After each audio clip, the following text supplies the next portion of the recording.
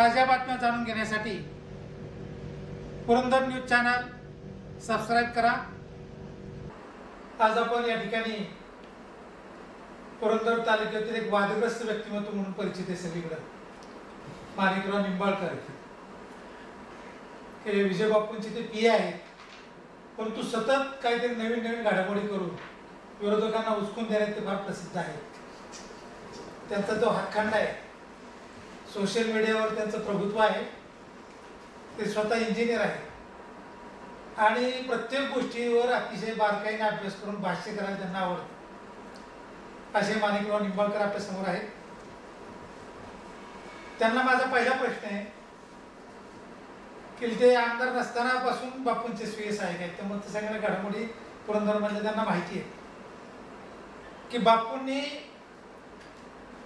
पहिल्या निवडणुकीत पाण्याचं आश्वासन आराखडे तयार केले की विहीरचं पाणी मी पुरंदर किल्ल्यावर आणणार। मागच्या निवडणुकीत सांगितलं गुंजवणीचं पाणी एका सहीवर आले, त्यानंतर त्यांना मंत्रिपद मिळालं त्याच खात्याचं, तरी सुद्धा अद्याप पाणी काय आलेलं नाही। तुमचं काय मत आहे? असं आहे, गुंजवणी हा 1993 साली मंजूर झालेला प्रकल्प आहे सर। 1993 नंतर ह्या प्रकल्पाच्या संदर्भात काँग्रेस आणि राष्ट्रवादींनी मुद्दाम काहीही प्रगती होऊन दिली नव्हती आणि त्याला कारणही तसं होतं। गुंजवणी प्रकल्पातून जाणारं पाणी पुढे वीर धरणात जायचं आणि वीर धरणातून हे पाणी आपोआप बारामती, इंदापूर या तालुक्यांना मिळायचं आणि म्हणून हे लोक त्याच्या संदर्भात फारसं गांभीर्यानं कामकाज करत नव्हते। मधल्या काळामध्ये सत्ता परिवर्तन झाल्यावरती बापूंकडे राज्यमंत्रीपद आले याच खात्याचं आणि मग आम्ही त्याच्याकडे अगदी युद्ध पातळीवरती लक्ष दिलं। पहिल्यांदा असं झालं की आपण जे विरोधक नेहमी म्हणतात की 95%, आता अलीकडे असं म्हणतात की 95% काम आम्हीच केलं होतं, मग 5% काम तुम्हाला करायला लागलं, हे साफ खोटं आहे। त्यातली वस्तुस्थिती अशी आहे की धरणाचं मातीकाम जे आहे, मातीकाम, ती मातीचा जो बंधारा आहे तो 95% त्यांनी घालून ठेवला होता, हे खरं आहे, फक्त मातीचा बंधारा, पण त्याच्यावरती अफाट झाडी माजली होती, प्रचंड झाडी माजली होती। आम्हाला तिथपासून कामाला सुरुवात करावी लागली।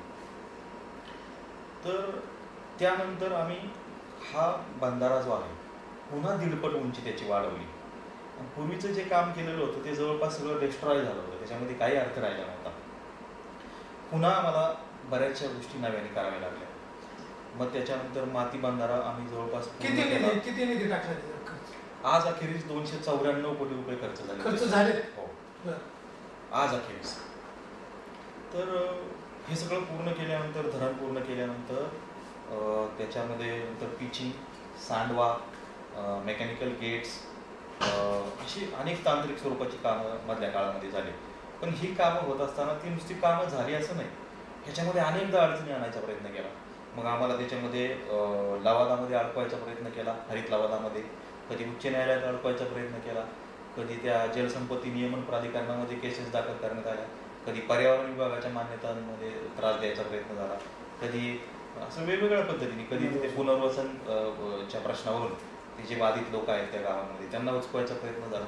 असे अनेक प्रयत्न झाले। या सगळ्यांना तोंड देत आम्ही धरण पूर्ण केलं आणि आज तुम्ही जाऊन बघा, जवळपास 27 किलोमीटर अथांग जलसागर पसरलेला आहे। एवढं मोठं धरण आपण विक्रमी वेळेमध्ये पूर्ण केलं, 1.5 ते 2 वर्षामध्ये।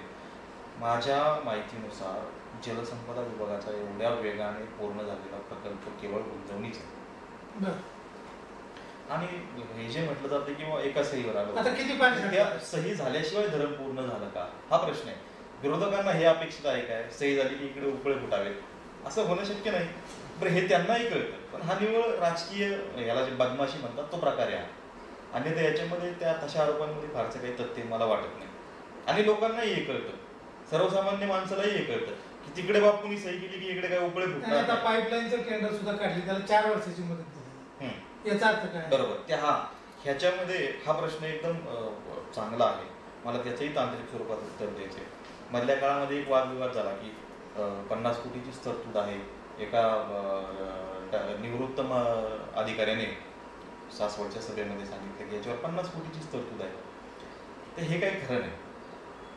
असे राज्य शासनाने याच्यावरती 1313 कोटीची मान्यता दिलेली आहे या धरणामध्ये खर्चाला। आणि त्याच्यानंतर नियोजन विभागाने ह्याचे काही टप्पे ठरवून दिलेले आहेत.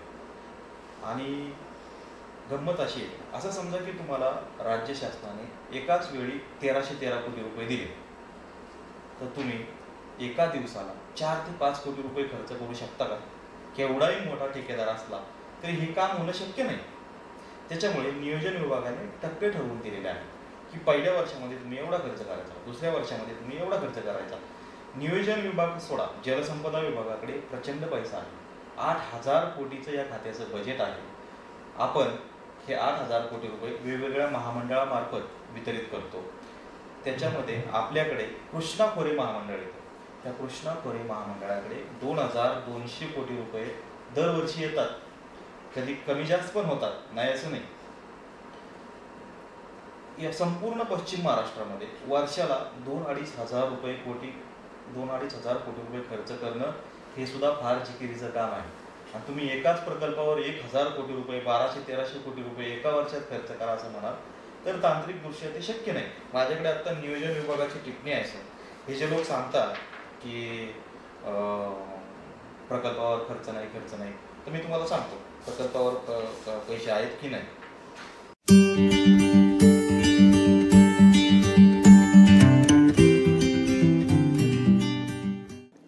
सुस्वागतम. सासवडच्या शांत आणि प्रशस्त परिसरात ओम एंटरप्राइजेस अँड डेव्हलपर्स निर्मित ग्रीन पार्क वास्तू प्रकल्पाच्या रूपात सर्वांना सुखवणारी आणि सामान्यांना परवडणारी सुरमई घरे आकारण्यात आली आहेत. अशा या तुमच्या स्वप्ननगरीला नक्कीच भेट द्या.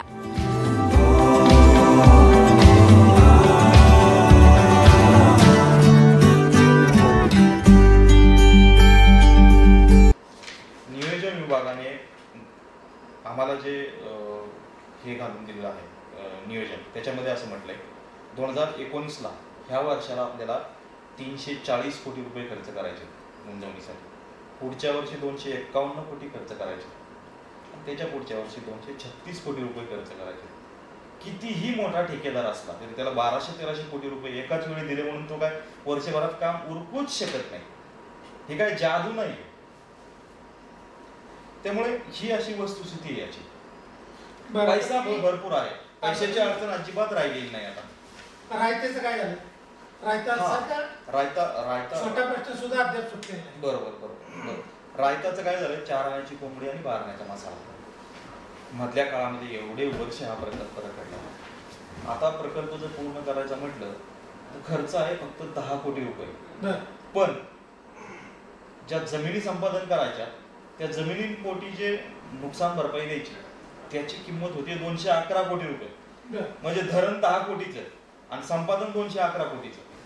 हे बसण्यासारखं गणित नाही. ह्याला पर्याय फक्त एकच आहे की शेतकऱ्यांनी जमिनीला जमीन घ्यायची.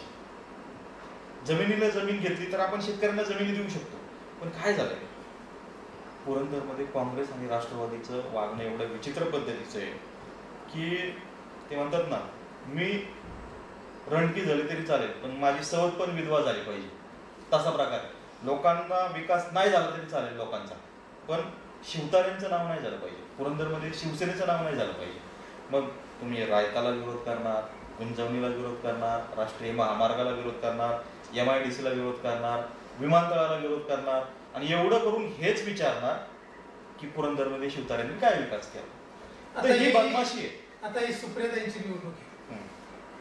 खासदारकीची निवडणूक नाही. मला पहिलं रायताचं मला क्लिअर करायचं होतं. या दोन्ही ह्याच्यात रायता आणि गुंतवणुकीचा प्रश्न हा गाजतो. बरोबर गाजतोय सगळीकडे यात प्रश्न होतो. तर रायताचा प्रश्न हा खरं तर बापूंनी चुटकीसरची सोडवायला पाहिजे अशी अपेक्षा होती. पण मी बापूंनी त्याचं कारण पहिल्या निवडणुकीत हा विषय घ्यायचा होता. रायता, गुंजवणी, विहिरीचं पाणी. हो, त्याचं मी कारण तुम्हाला सांगितलं ना की आम्ही प्रकल्पासाठी 10 कोटी नाही 50 कोटी रुपये द्यायला तयार आहोत, खर्च करायला तयार आहोत. पण जमिनी देणारे जे शेतकरी आहेत त्यांना उचकवलं जात आहे तिथे. त्यांना आता जमिनी द्यायच्या, जमिनीच्या बदल्यात जमीन द्यायला सरकार तयार आहे. पण काही काँग्रेस आणि राष्ट्रवादीचे लोक आहेत ते शेतकऱ्यांना तिथं उचकायचा प्रयत्न करतात. जे विमानतळात केलं जाते तेच रायत्यात केलं जाते. प्रकल्प करणं सोपं आहे, पण हे जे आहे जसं गुंजवणी वेगवेगळ्या जंजाळात फसवायचा प्रयत्न झाला तसं रायताचं पण झालं. आता आम्ही काय केलंय, गुंजवणी आमचा फोकस असल्यामुळे रायता आणि ह्या सगळ्या गोष्टी इतर गोष्टींमध्ये वेळ आणि हे सगळं खर्च करणं सध्या तरी खरं तर खातं तुमच्याकडे म्हणलं ते सहज शक्य आहे. सहज शक्य आहे, पण त्याला थोडं समंजसपणाने सुद्धा काही गोष्टी घेतल्या पाहिजेत, पण ते होताना दिसत नाही. आता ही निवडणूक आम्ही आजही तयार आहोत. रायता प्रकल्प तर असा आहे, हार्डली 6 महिन्यात पूर्ण होण्यासारखी गोष्ट आहे. 4 ते 6 काय करताय बापूनी करायला पाहिजे ना. तेच मी तुम्हाला सांगतोय, तेच मी तुम्हाला इतक्या वेळ सांगतोय. बापू तयार आहेत, आम्ही तयार आहे, जलसंपदा विभाग तयार आहे, सज्ज आहे सगळं. पण जमिनीचं संपादन जे आहे, त्याला जमिनीला जमीन हा जो पर्याय आम्ही देतो तो शेतकरी स्वीकारत नाही. आणि जर पैसे द्यायचे म्हटले तर 10 कोटीचं धरण आणि संपादनाला 200-250 कोटी रुपये असा विषय होतो. म्हणजे जे असाध्य आहे किंवा टेक्निकली आपण ज्याला म्हणतो की फिजिबल नाही अशा स्वरूपाचा तो विषय आहे. पण जर सगळ्यांनी पश्चिम भागातल्या लोकांनी रेटा दिला आणि जे लाभार्थी शेतकरी आहेत, जे बाधित शेतकरी आहेत, या सगळ्यांनी मिळून जर संमती दिली, थोडंसं भविष्याचा विचार करून, तर चुटकी सरशी मार्गी लागणारा विषय म्हणजे रायता. एवढंच तुम्हाला सांगतो. यासाठी सर्वपक्षीय बैठक बोलून हा सोल्युशन काढायला असा प्रयत्न केला होता. सर्वपक्षीय बैठका झाल्या, पण आपल्या तालुक्यातले विरोधी पक्ष जे आहेत बरेचसे सर्वपक्षीय बैठकांना सुद्धा येत नाही. असा प्रयत्न आम्ही फक्त रायताला केला होता असं नाही, आंतरराष्ट्रीय विमानतळाच्या वेळेस सुद्धा केला होता. काँग्रेसचे नेते तर फोनच उचलत नाही, ते त्यांच्या कार्यकर्त्यांचा उचलत नाही, तर आमचा भाग वेगळाच. तर त्यांनाही आम्ही बैठकांना बोलवलं होतं विमानतळाच्या वगैरे, पण ते नाही येत. त्यांना रस याच्यामध्ये आहे की हे सगळं उद्ध्वस्त करायचं, पुरंदरमध्ये विकास झाला नाही पाहिजे, ह्याच्यामध्ये त्यांना रस आहे. आता सत्ता तुमची, हो, जबाबदारी तुमची, लोकांनी तुम्हाला याच अपेक्षा निवडून दिली. नाही, झोपेचं सोंग घेतलेलं जागा नाही करता, झोपलेला जागा करता येईल. तुम्हाला गुंजवणी करणार, रायता करणार म्हणून जबाबदारी निवडून दिली लक्षात. आणि सुदैवाने तुम्हाला मंत्रिपद मिळालं त्या खात्याचं, म्हणून तर आम्ही गुंजवणी इथपर्यंत आणला, म्हणून तर गुंजवणी मार्गे लावला. आणि तुम्हाला अजूनही सांगतो, गुंजवणी हा विषय म्हणजे ते बिरबलाची खिचडी होती, ती केवळ बापू होते म्हणून ते शक्य झालं, अन्यथा ह्या लोकांनी तो होऊन दिला नसता. पण आता पुरंदर उपसा सुद्धा 100% वापरात येत नाही, जाणाई सिंचाई 100% वापरात येत नाही, त्याचं पाणी पुरंदरला मिळत नाही, बारामतीला मिळत नाही. हा पवार साहेबांनी त्यांच्या काळात सुरू केलेला प्रकार नाही, याच्यामध्ये अजिबात तथ्य नाही. मी तुम्हाला सांगतो, तुम्ही आता इथून मुलाखत संपल्यावर जा, पिसर्वे, मावडी अनेक गावांमध्ये जा, जो भाग दुष्काळी होता त्या भागामध्ये आज पुरंदर उपसाच्या पाण्यावरती ऊस घेतला जातो. आणि हे मी नाही सांगितलं, तुम्ही शेतकरी तुम्हाला सांगतो, घेतला जातो ऊस तिथे. पुरंदरला पाणी मिळतं, पुरंदरचे शेतकरी त्याचा पूर्ण वापर करतात. तुम्हाला सांगतो, शेतकरी एवढे हुशार झाले.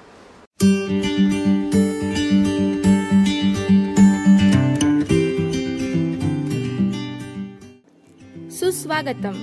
सासवडच्या शांत आणि प्रशस्त परिसरात ओम एंटरप्राइजेस अँड डेव्हलपर्स निर्मित ग्रीन पार्क वास्तू प्रकल्पाच्या रूपात सर्वांना सुखवणारी आणि सामान्यांना परवडणारी सुरमई घरे आकारण्यात आली आहेत. अशा या तुमच्या स्वप्ननगरीला नक्कीच भेट द्या.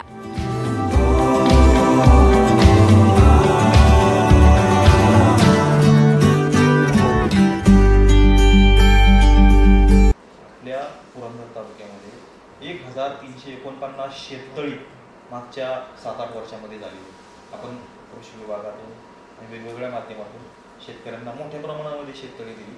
पुरंदर उपसाचं पाणी या शेततळ्यांमध्ये साठवून शेतकरी अलीकडे तुमचं द्राक्ष नाही, पण काही भागांमध्ये काही लोकांनी द्राक्ष लावल्याचं मला कळालं होतं.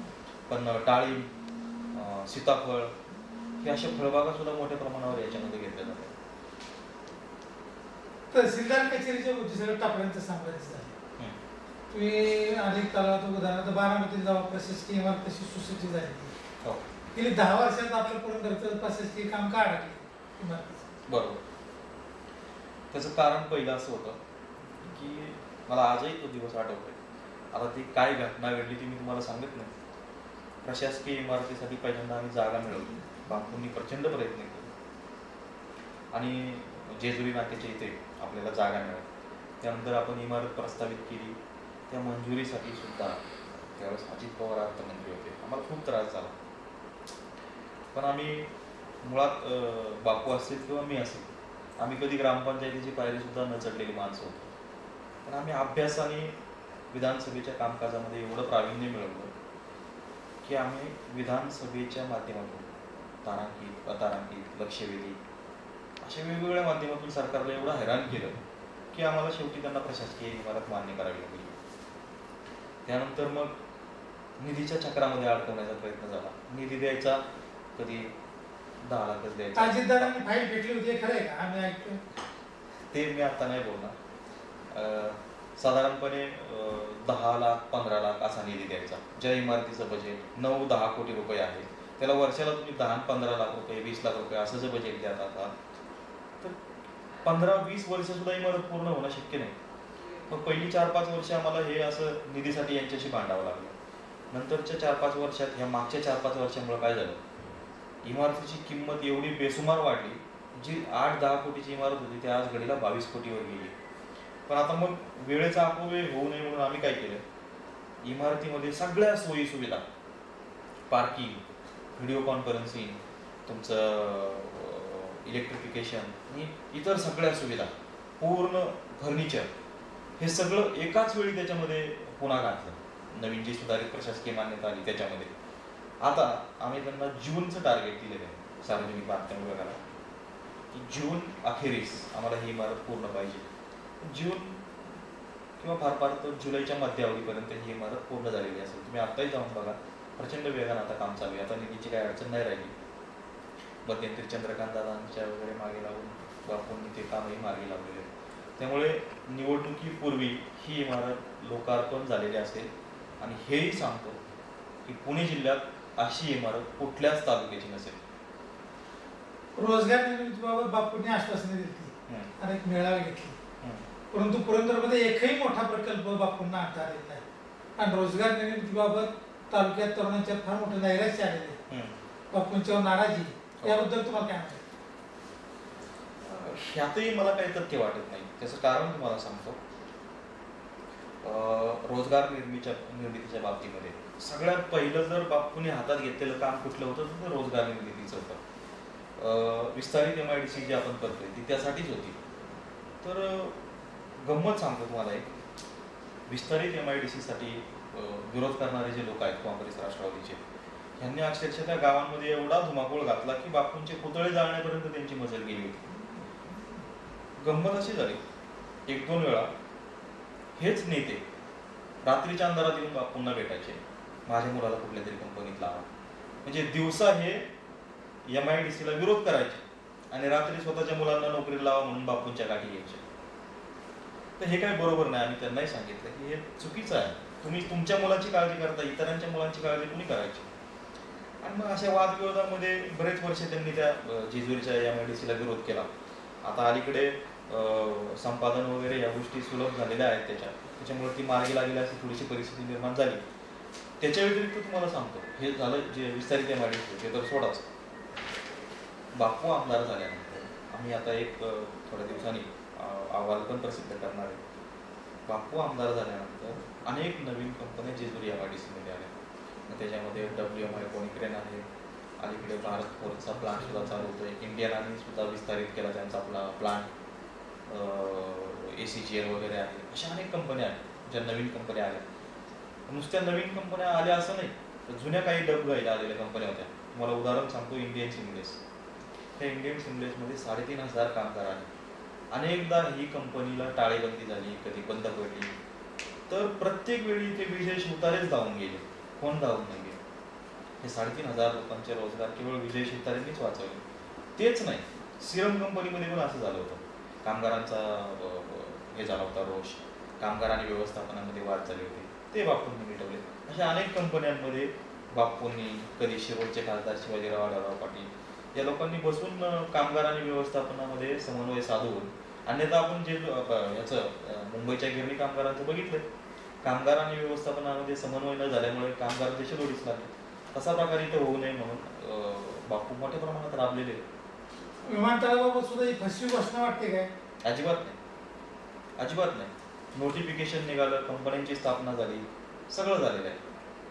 अजून कशातच काय नाही ना, प्रत्यक्ष हे सगळं पेपरवर झाले. नाही, असं आहे, भूसंपादनाची प्रक्रिया चालू करण्यासाठी 4 पर्याय शेतकऱ्यांना दिले होते सरकारने.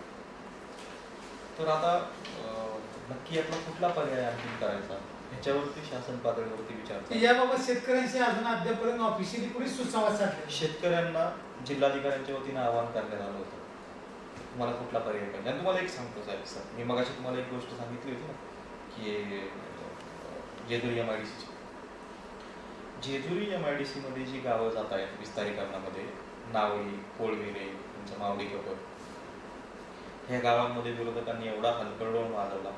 2014च्या निवडणुका झाल्या तर 2-3 गावांमध्ये बापूंना प्रचंड मतं मिळाली.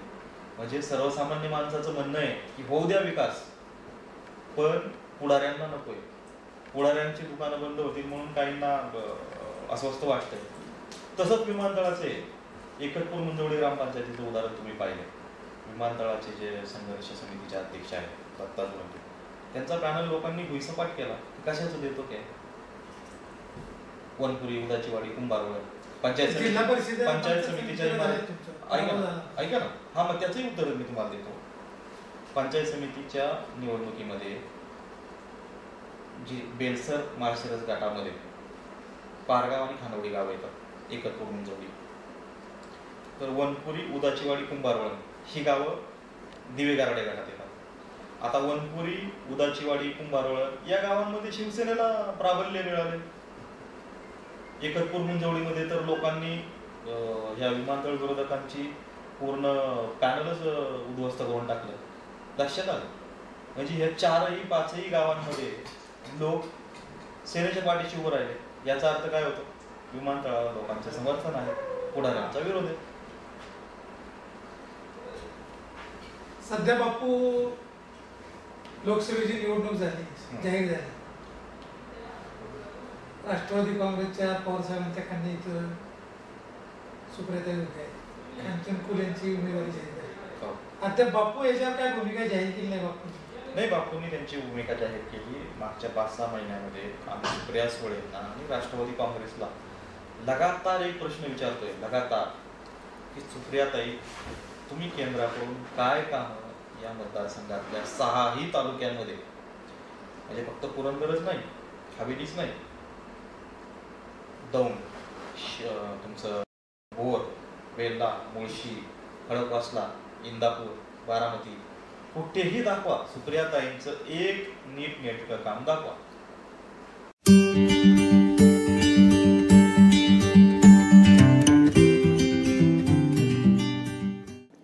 सुस्वागतम. सासवडच्या शांत आणि प्रशस्त परिसरात ओम एंटरप्राइजेस अँड डेव्हलपर्स निर्मित ग्रीन पार्क वास्तू प्रकल्पाच्या रूपात सर्वांना सुखवणारी आणि सामान्यांना परवडणारी सुरमई घरे आकारण्यात आली आहेत.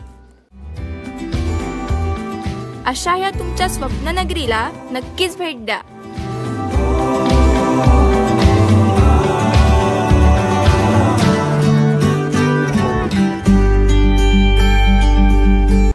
केंद्र सरकारच्या नेतृत्वात, केंद्राच्या माध्यमातून तुम्ही आणलं. तुम्ही करता काय? आम्ही काय, अनेकांना असं वाटतं की हे काय राजकीय टीका टिप्पणी करतात. ही राजकीय टीका टिप्पणी नाही सर, ही वेदना आहे. पवार साहेबांच्या कन्येकडून किंवा पवार साहेबांकडून अपेक्षा नाही करायची तर कोणाकडून करायची? साहजिक, बरोबर. कोणाकडून अपेक्षा करायची? असं आहे, बारामतीमध्ये एखादा कार्यक्रम असेल, एखादी गोष्ट पाहिजे असेल तर मोदींपर्यंत तुम्ही जाऊन निधी वगैरे सगळ्या गोष्टी करता. तुमचे खाजगी विषय असतील तर जनतेच्या विषयात कोण लक्ष घालणार? तुम्ही सेल्फी काढत बसणार. त्या हडपसर सासवड जेजुरी रस्त्यावरती ताईंनी सेल्फी काढली, काय गरज होती? त्या खासदार आहे, उठायचं नितीन गडकरींकडे जाऊन बसायचं. साधा सरळ सोपा विषय होता. नाही निधी दिला, त्यांच्याकडे उपोषण करा, सत्याग्रह करा. पण त्या जात नाहीत कुठेच निधी मागायसाठी. हीच मोठी अडचण आहे. खरी अडचण तुम्हाला सांगतो काय, विद्यार्थी हुशार असून उपयोग नाही. त्यांनी परीक्षेच्या अगोदरचा जो कालावधी आहे त्याच्यामध्ये अभ्यास करायला पाहिजे, आणि जो नाही केला तर त्याला परीक्षेच्या वेळेस कॉप्या करायची वेळ येते. सुप्रियाताईंचं तसं झालं. त्या हुशार आहेत, सगळं मान्य आहे आम्हाला, पण त्यांना जो 4-4.5 वर्षाचा कालावधी आहे म्हटला त्याच्यामध्ये लोकांसाठी वेळ नसतो, लोकांसाठी काही करत नाही. आणि मग शेवटच्या 6 महिन्यामध्ये मग जेजुरीला यायचं, कुठेतरी रेल्वे स्टेशनला उभं राहायचं, फोटो मारायचा आणि लोकल रेल्वे मार्गे लावणार. आता 12 वर्ष झालं हेच चाललं. दौंडमध्ये तसंच मोरीचा प्रश्न मार्गे लावणार. 15-20 वर्ष झालं तेच सांगायचं. काय लोकांना काय समजतात मला तेच काय कळत नाही. आणि लोकांनी तरी यांना का सहन करावं? आता निवडणुकीत काय होईल? बापूंची भूमिका मला तर काय आहे, नाही वाटत. शिवसेनेची भूमिका काय आहे आणि सुप्रिया सुळे, आमची- कांचन कुल यामध्ये निर्णय काय? पुरंदरमधून भारतीय जनता पक्षाच्या कांचनताई कुल यांना भरभक्कम आघाडी मिळेल आणि आम्ही त्यांच्यासाठी प्रचंड मेहनत करणार आहोत. त्याच्यामध्ये वाढ आमची भूमिका तीच आहे. आणि दुसरी एक गोष्ट मगाशी मी सांगता की सुप्रियाताईंच्या बाबतीत त्यांच्याकडून अद्यापर्यंत आम्हाला एकही कामाचा असा फोटो दाखवता आला नाही त्यांना, त्यांच्या कार्यकर्त्यांना, की हे काम ताईंनी केले म्हणून. काहीच करत नाही. मला थोडंसं एक शंका अशी आहे की कुठेतरी यांचा अहंकार आडवा येतोय की आम्ही काय त्या गडकरीकडे जायचं, आम्ही काय मोदीकडे जायचं, आम्ही काय केंद्राकडे जायचं, त्या मंत्र्याकडे जायचं, त्या मंत्र्याकडे जायचं. त्याच्यामध्ये लाज कसली आली? आम्ही ज्यावेळेस विकासाचा प्रश्न असतो त्यावेळेस कुठल्याही मंत्र्याकडे जातो. आम्ही त्यांचे अगदी तुम्हाला सांगतो ह्याचा प्रश्न तुमचा बोपदेव घाटाच्या रोडचा प्रश्न, चंद्रकांत दादांकडे आम्ही वारंवार गेलो. दादा रस्ता खराब झाला, निधी द्यावा लागेल. बरं आम्ही आज सत्तेत आहोत म्हणून सोडा, विरोधात असताना सुद्धा आम्ही फुरसुंगीमध्ये चौकामध्ये आंदोलन केलं होतं. छगन भुजबळांचा शेवटी बापूंना फोन आला की तुम्ही आंदोलन थांबवा, मी निधीची व्यवस्था करतो. काहीतरी केलं पाहिजे. ते जर तुम्ही जनतेच्या करणार नाही, प्रश्नासाठी तुमची रस्ते यायची तयारी पाहिजे. तुम्ही सत्तेत असा नाही तर विरोधात असा. सुप्रियाताईंकडून हे घडत नाही असं तुमचं म्हणणं? अजिबात नाही घडत. सेल्फी हा पर्यायच नाही होऊ शकत. फेसबुक लाईव्ह हे काय काम हे होऊ शकत नाही. फेसबुक लाईव्ह वरून जर तुम्ही मुख्यमंत्र्यांना दाखवत असाल तर मुख्यमंत्री मोकळे आहेत का फेसबुक लाईव्ह वरून या गोष्टी बघायला? तुमच्या तुम्हाला काय संकुचितपणा वाटायला पाहिजे त्यांच्यापर्यंत जायला? हा प्रश्न आहे. जा त्यांच्यापर्यंत. नाही म्हटले तर बसा उपोषणाला, करा आंदोलन. लोकशाहीचे सगळे आयुध वापरा ना. आम्ही तर सत्तेत नसताना विधानसभेमध्ये विधिमंडळातील सगळे आयुध वापरायचो. जाम करायचं सरकारला. फुरसुंगी उरळी देवाची पाणी योजना कशातून आकाराला लागली? की अशाच पद्धतीने विधिमंडळाची वेगवेगळे आयुध वापरून आम्ही सरकारला हैराण केलं. त्यावेळेस लक्ष्मणराव ढोबळे पाणी पुरवठा मंत्री होते. योजना त्यांनी मंजूर नाही केली, पण विधानसभेमध्ये त्यांना आश्वासन द्यावं लागलं की आम्ही पूर्वी सुप्रियाताई म्हणायच्या की मुख्यमंत्र्यांना उद्देशून त्या म्हणतात की मी 10 नंबरची नाटी नाही, माझ्या नादी लागू नका. बापूंनी मध्येच पुढून सांगितलं मी पुरंदरचा सफेर आहे. पण त्याच्यानंतर मात्र यांचा काय समझोता झाला का?